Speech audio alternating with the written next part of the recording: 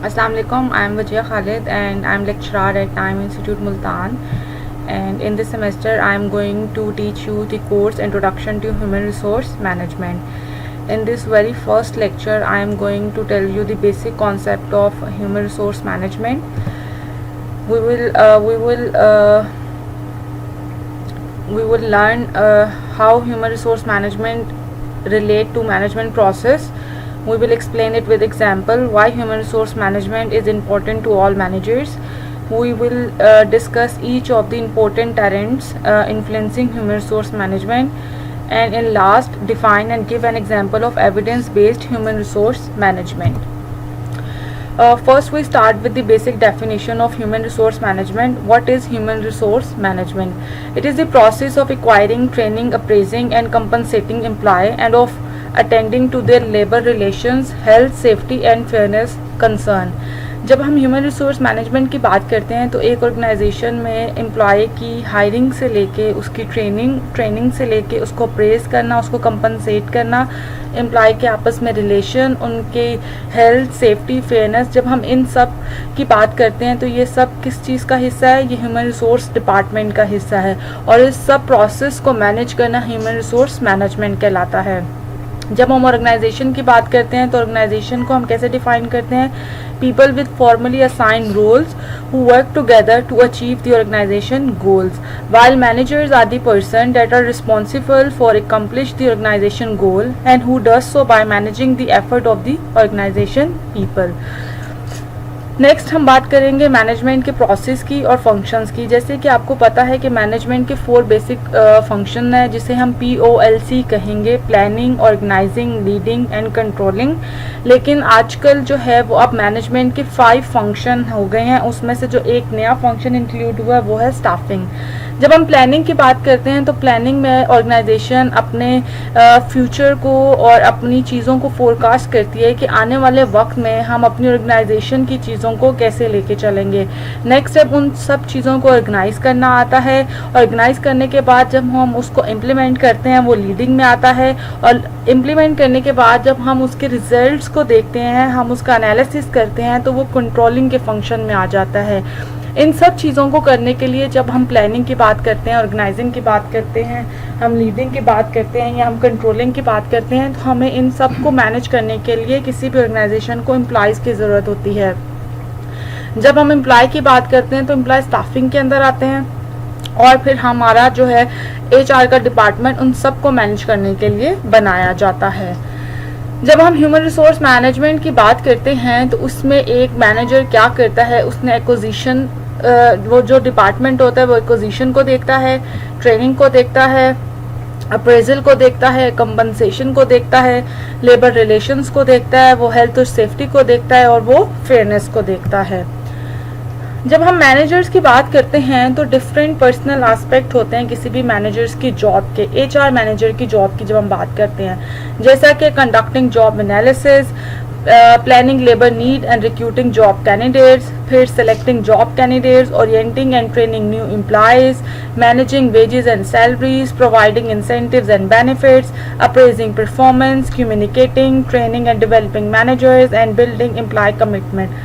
जब आप इन सारे पॉइंट्स को देख रहे होंगे तो आपको, जैसे कि हमने पिछली बात की थी कि HR किन डिपार्टमेंट के इर्द गिर्द रिवॉल्व करता है, तो वो ये सारे पॉइंट्स इसके बीच में आते हैं जिसमें हम एक्विजिशन की बात करते हैं, हम ट्रेनिंग की बात करते हैं, हम लेबर रिलेशन की बात करते हैं, हम उनकी अप्रेजल की बात करते हैं, कंपनसेशन की बात करते हैं.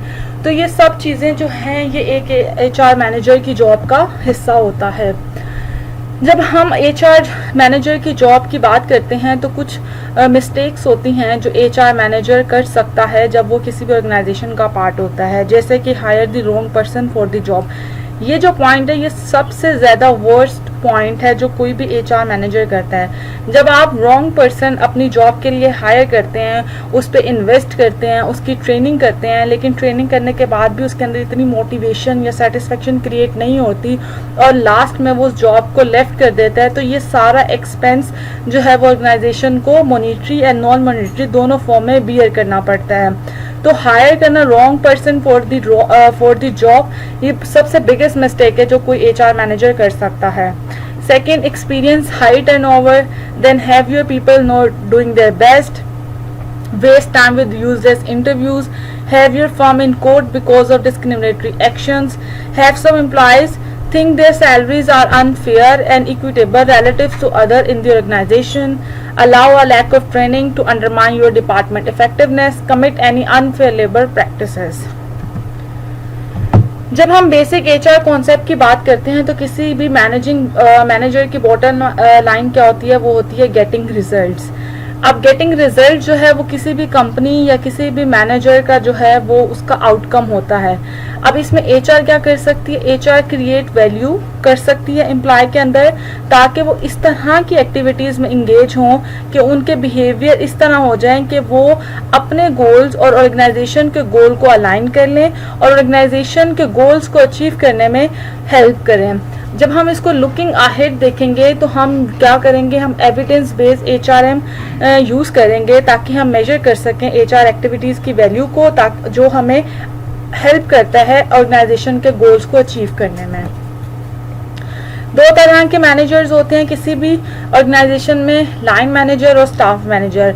जो लाइन मैनेजर होगा वो ऑथोराइज मैनेजर होगा, उसके पास लाइन अथॉरिटी होगी, वो डायरेक्ट करेगा अपने सबऑर्डिनेट्स के वर्क को और रिस्पॉन्सिबल होगा अपनी ऑर्गेनाइजेशन के टास्क को अकम्प्लिश करवाने में. लेकिन जब हम स्टाफ मैनेजर्स की बात करते हैं तो स्टाफ मैनेजर्स वो होते हैं जो असिस्ट करते हैं और एडवाइस करते हैं लाइन मैनेजर्स को. उनके पास फंक्शनल अथॉरिटी होती है ताकि वो कोऑर्डिनेट कर सके पर्सनल एक्टिविटीज को और इन्फोर्स करते हैं वो ऑर्गेनाइजेशन पॉलिसीज को ऑर्गेनाइजेशन में. जब हम डिटेल में लाइन मैनेजर्स की एचआरएम रिस्पॉन्सिबिलिटीज की बात करेंगे तो उनकी क्या रिस्पॉन्सिबिलिटीज होंगी, placing the right person on the right job, starting new employees in the organization means orientation, training employee for job that are new to them, improving the job performance of each person, gaining creative cooperation and developing smooth working relationship, explaining the firm's policies and procedure, controlling labor cost, developing the abilities of each person, creating and maintaining department morale, and protecting employee health and physical condition. ये एक बिगर chart है किसी भी large organisation के HR department का, जो director level पे start होता है, फिर डिफरेंट एग्जीक्यूटिव एडमिनिस्ट्रेटिव होते हैं उसमें और डिफरेंट असिस्टेंट डायरेक्टर होते हैं. हर असिस्टेंट डायरेक्टर के पास एक टास्क या एक डिपार्टमेंट होता है, किसी के पास कंपनसेशन का, किसी के पास ट्रेनिंग का, किसी के पास रिक्रूटिंग का, किसी के पास कंपनसेशन का, किसी के पास एम्प्लॉय रिलेशन का. उसके आगे फिर इसके एचआर कोऑर्डिनेटर्स होते हैं, टेक्नीशियंस होते हैं, एनालिसिस्ट होते हैं जो उनकी हेल्प करते हैं ताकि वो अपनी ऑर्गेनाइजेशन के गोल्स को अचीव कर सकें. जब हम स्मॉल कंपनी की ऑर्गेनाइजेशन चार्ट की बात करते हैं तो उनका एक ह्यूमन रिसोर्स कोऑर्डिनेटर होता है और उसके नीचे ऑफिस जर्नलिस्ट काम करता है. ये सब मिलकर आपस में किसी भी स्मॉल कंपनी की एचआर डिपार्टमेंट को संभालते हैं. हम एचआर स्पेशलिटीज़ की बात करें तो कोई भी जो एचआर पर्सन होगा वो रिक्रूटर भी होगा, कोऑर्डिनेटर भी होगा, जॉब एनालिसिस्ट भी होगा, कंपनसेशन मैनेजर्स भी होगा, वो ट्रेनिंग स्पेशलिस्ट भी होगा, वो लेबर रिलेशनशिप स्पेशलिस्ट भी होगा. करते हैं ट्रेंड्स की. अब जब हम एचआर की बात करते हैं तो बहुत सारी अब जो हैं वो चेंजेस आ रही हैं हमारी सोसाइटी में. अब वो कैसे आती हैं, ग्लोबलाइजेशन और कंपटीशन ट्रेंड्स आ रहे हैं, टेक्नोलॉजिकल ट्रेंड्स आ रहे हैं, वर्कफोर्स एंड डेमोग्राफिक ट्रेंड्स आ रहे हैं, इकोनॉमिक चैलेंजेस और ट्रेंड्स आ रहे हैं, नेचर ऑफ वर्क में ट्रेंड आ रहे हैं और लिवरेज और डीरेगुलेशन में ट्रेंड आ रहे हैं. अब इन सब ट्रेंड की वजह से जो एचआर की पॉलिसीज़ हैं या प्रैक्टिसेस हैं वो किसी भी ऑर्गेनाइजेशन में चेंज हो रही हैं. जब हम ट्रेंड्स की बात करते हैं जो हमने पीछे डिस्कस किए हैं, जैसे कि globalisation, competition, deregulation, technological innovation, high tech job, service job, more knowledge work, engaging workforce आ रही है, ग्लोबलाइजेशन आ रही है, इकोनॉमिक ग्रोथ आ रही है. इन सब में कंपनीज को क्या करना चाहिए इन सब में कंपनीज को क्या करना चाहिए, उनको कंपेटिटिव होना चाहिए, फास्टर एंड मोर रिस्पॉन्सिव होना चाहिए, मोर कॉस्ट इफेक्टिव होना चाहिए, ह्यूमन कैपिटल ओरिएंटेड होना चाहिए, क्वालिटी कॉन्शियस होना चाहिए, डाउन साइज करनी चाहिए, अपने ऑर्गेनाइजेशन का जो स्ट्रक्चर है वो फ्लैटर करना चाहिए, अपने जो टीम्स है उनको एम्पावर करना चाहिए, और अपने डिसीजंस के बारे में साइंटिफिक होना चाहिए। जब हम कंपनीज की बात करते हैं तो इसमें आपकी जो HR डिपार्टमेंट है वो कैसे हेल्प कर सकता है, वो इस तरह हेल्प कर सकता है कि जो आपके एम्प्लॉय हैं वो फोकस करे बिग पिक्चर इश्यूज पे, ताकि वो हेल्प कर सकें अचीव करने में अपनी ऑर्गेनाइजेशन के गोल्स, फाइंड करें new ways to provide transactional services, create करें high performance work system, steps इस तरह के लें कि आपकी जो मैनेजमेंट है या जो आपकी एम्प्लॉयर है वो चैलेंजिंग टाइम में उनकी जो मैनेजमेंट की स्किल्स हैं वो इन्हेंस हो सकें, बेटर हो सकें।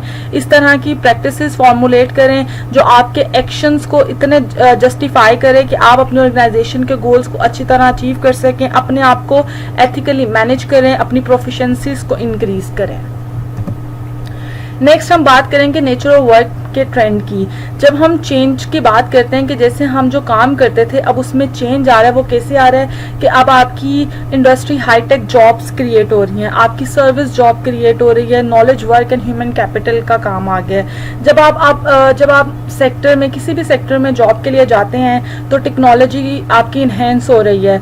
अब आपको अपनी प्रोडक्ट के साथ साथ आपको इस तरह की सर्विसेज भी देनी होती हैं, बोथ कस्टमर्स को जो आपकी चीज़ परचेज करने आते हैं या उन लोगों को भी जो आपकी चीज़ परचेज नहीं करने आते हैं, और आपको अपने जॉब में ज़्यादा इनोवेटिव होना पड़ता है। तो जो आजकल की न्यू जॉब्स आ रही हैं वो बहुत चैलेंजिंग है, उसमें आपको अपने माइंड, आपको अपनी इंटेलिजेंस, आपको अपने बिहेवियर को इस तरह शेप देना होता है कि आपका जो कस्टमर है वो आपसे सेटिस्फाई होके जाए। नेक्स्ट, जब हम वर्कफोर्स और डेमोग्राफिक ट्रेंड्स की बात करते हैं तो हमने देखा होगा कि अब पहले जितनी भी ऑर्गेनाइजेशन होती थी वो इक्वल अपॉर्चुनिटी पे फोकस नहीं करती थी, लेकिन अगर आप अब देखेंगे तो ऑर्गेनाइजेशंस जो हैं, चाहे लार्ज मल्टीनेशनल ऑर्गेनाइजेशन है या स्मॉल एंटरप्राइजेज हैं, वो अब इक्वल अपॉर्चुनिटी ऑर्गेनाइजेशन है। वो फीमेल्स को और मेल्स को दोनों को इक्वली जो है वो सपोर्ट करती हैं कि वो जॉब के लिए अप्लाई करें और इक्वली उनको जॉब प्रोवाइड करते भी हैं। फिर जब आपने अपने मैनेजमेंट का कोर्स पढ़ा होगा तो उसमें आपने एक थ्योरी पढ़ी होगी, जनरेशन एक्स और generation Y theory. Generation X जो थी वो पुराने लोग थे, वो बहुत लेजी थे, उनमें मोटिवेशन लेवल, उनका सेटिस्फेक्शन लेवल बहुत कम था। लेकिन जब आप अब देखेंगे तो आपके मार्केट में चेंज आ रहा है। अब आपके पास जनरेशन वाई के जो हैं वो एम्प्लॉय आ रहे हैं, वो बहुत एक्टिव हैं, वो अपनी ऑर्गेनाइजेशन को ऑन करते हैं, उनकी सेटिस्फेक्शन और उनका मोटिवेशन लेवल बहुत हाई है, इनोवेटिव आइडियाज़ लाते हैं वो अपनी ऑर्गेनाइजेशन और अपने गोल्स को अलाइन करते हैं। तो ये ट्रेंड्स की वजह से जो हमारे पास HR पॉलिसीज़ हैं वो अब नई तरीके से आ रही हैं। अब जो HR डिपार्टमेंट है या जो HR मैनेजर है, अब वो नई पॉलिसीज़ ला रहे हैं कि किस तरह इस तरह के लोगों में और ज़्यादा सेटिस्फेक्शन और मोटिवेशन क्रिएट की जाए।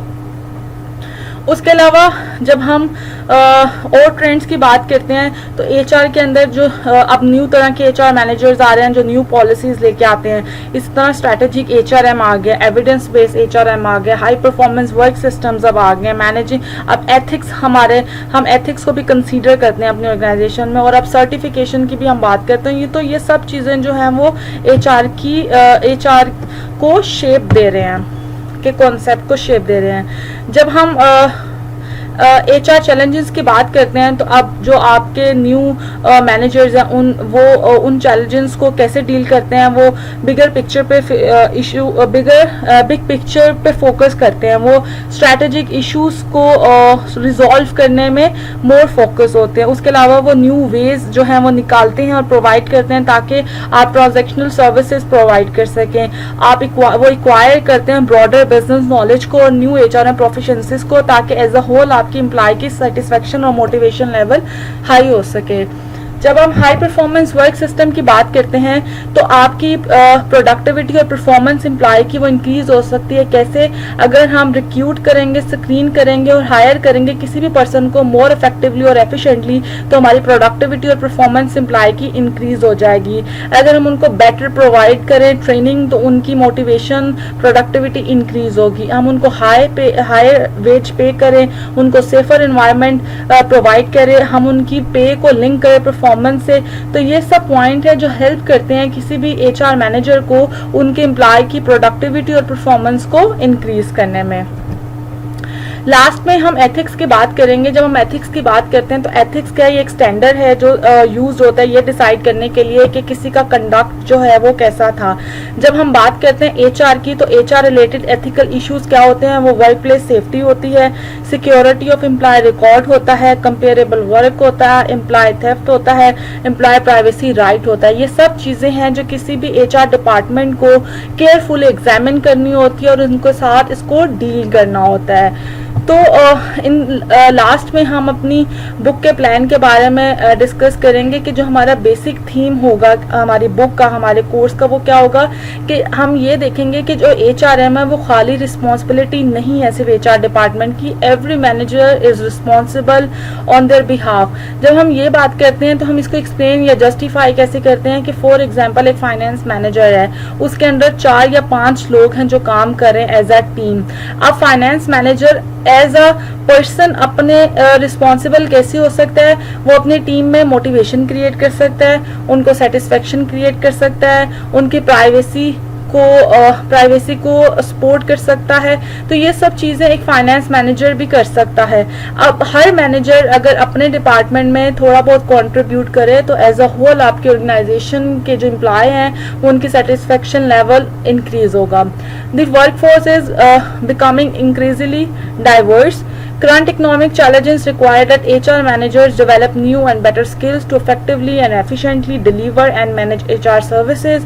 The intensely competitive nature of business today means human resource manager must defend their plans and contribution in measurable terms. आज के लिए हम बस इतना ही डिस्कस करेंगे। इंशाल्लाह नेक्स्ट वीडियो में हम इसको अब आहिस्ता आहिस्ता आगे लेके चलेंगे और इंशाल्लाह अपना कोर्स को कवर करेंगे। तब तक के लिए खुदा हाफिज।